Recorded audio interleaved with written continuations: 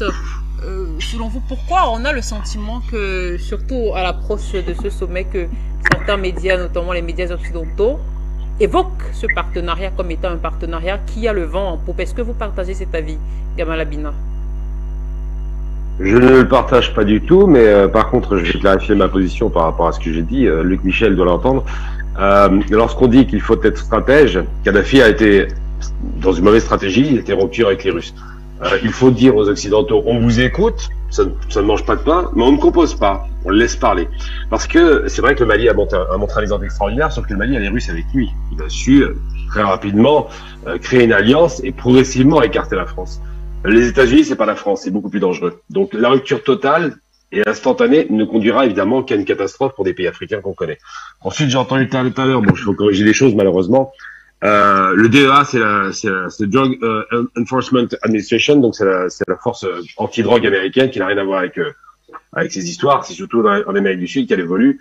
Et concernant le Tchad, il n'a jamais été stabilisé. Il faut se rappeler quand même de la bande d'Aouzou, Kadhafi en 86 avec la guerre. Le Tchad, il y a eu une migration par rapport aux relations, c'est que la France s'y est écartée au fur et à mesure, et les Américains ont essayé de prendre la place. Donc la problématique qui se pose aujourd'hui, c'est la position américaine dans la région. Est-ce que la relation va être bonne en termes de refonte des relations avec les États-Unis et l'Afrique? En aucun cas. Je n'y crois pas. Ce sont des prédateurs économiques qui ne s'intéressent qu'à leurs intérêts et qui ne veulent pas le développement d'une Afrique pérenne, ça les intéresse pas. Ensuite et surtout, est-ce que on peut espérer que ce sommet aboutisse à quelque chose? Ça n'aboutira à rien évidemment, mais il faut se méfier de l'ordre américain. Moi, j'ai un recul sur l'histoire. Je me contente juste de faire de l'histoire. Je vais pas plus loin. Le monde entier peut manifester contre les États-Unis. Ça ne les a pas empêchés de faire la guerre en Vietnam pendant des années. Le monde entier peut s'opposer à la guerre d'Irak en 91, autour de 2003. Ça n'empêche pas les Américains d'aller faire la guerre. Parce qu'il y a la loi du plus fort. Et c'est vrai que là, je rejoins Luc Michel, on ne peut pas leur faire confiance. Ces gens-là ne comprennent que les rapports de force. C'est-à-dire que là où les Maliens ont su, comme d'ailleurs bientôt le Burkina peut-être, mais surtout les Maliens et la Centrafrique ont su créer un rapport de force, c'est qu'ils ont su trouver un allié extrêmement solide comme les Russes, qui savent créer des alliances avec les Chinois. On le voit par exemple en Éthiopie, où l'investissement chinois est massif, et effectivement les Éthiopiens ont su bénéficier de technologies étrangères qui leur ont permis d'éviter la catastrophe avec les guerres civiles programmées avec le Tigré. Donc aujourd'hui, les rapports de force se créent à partir du moment où il y a de la force. Or, aujourd'hui, l'Afrique, dans son ensemble, n'a pas assez de force et de capacité pour faire face aux États-Unis. Il faut donc composer tout en garantissant une alliance avec d'autres pays plus solides. Et les États-Unis n'arrivent pas avec de bonnes intentions. J'ai jamais vu cette nation venir avec de bonnes intentions. Prenons l'exemple simplement de l'Europe, par exemple. Ils leur ont tourné un piège grossier en poussant l'Europe à être en rupture avec les Russes. Aujourd'hui, l'Europe est en détresse économique et les Américains, gentiment, comme toujours, comme des bons prédateurs qu'ils ont toujours été économiquement, veulent récupérer, en disant que chez nous, c'est le paradis, des sociétés, les meilleures sociétés industrielles européennes, qui devraient partir aux États-Unis. On voit bien qu'actuellement, il commence à y avoir des tensions entre les États-Unis et l'Europe, parce que précisément, les Allemands, par exemple, le voient d'un très mauvais œil.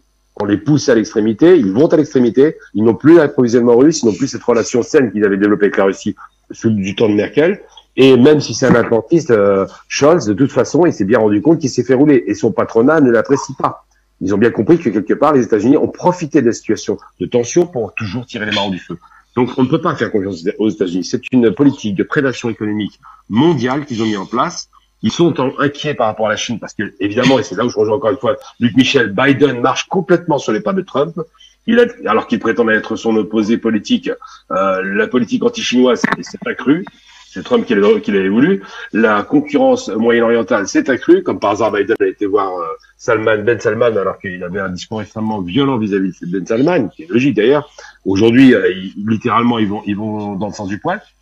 Et effectivement, les Américains ne défendent qu'un seul intérêt, c'est le leur. Ils ne défendent pas l'intérêt de l'Europe, évidemment. Ils ne défendent pas l'intérêt de la liberté, et encore moins le développement dans le monde. Ça ne les intéresse pas. Les rares zones dans lesquelles l'Amérique a mis de l'investissement pour qu'il y ait un développement, c'était uniquement pour déstabiliser la région. On prend la question de Hong Kong, on prend la question de Taïwan, on met beaucoup d'argent, on prend la question de la Corée du Sud. Ça, c'est juste pour dire aux communistes du Nord, chez nous, c'est un paradis. Regardez notre vitrine, elle est merveilleuse. Donc, laissez tomber le communisme, mais c'est la stratégie militaire. En aucun cas une intention de développement. Donc, n'attendons rien d'un sommet États-Unis-Afrique, d'abord parce que c'est vrai qu'il y a des pays qui sont écartés, c'est déjà un signe fort. Si vraiment il y avait une intention saine, ces pays seraient invités. Ils ne le sont pas. Et surtout, n'attendons rien de ces gens-là parce qu'ils ne sont pas là pour vous aider, ils sont là pour faire de l'argent. Ils sont là pour prendre des richesses.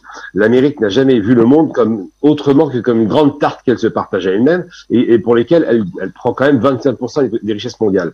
Donc le monde change. Les États-Unis en ont conscience. Ils vont jouer une politique de sélection d'un côté, une politique de pression de l'autre, une politique de présence militaire, une politique d'appui sur les États inféodés aux États-Unis qu'on connaît très bien dans la région des Grands Lacs.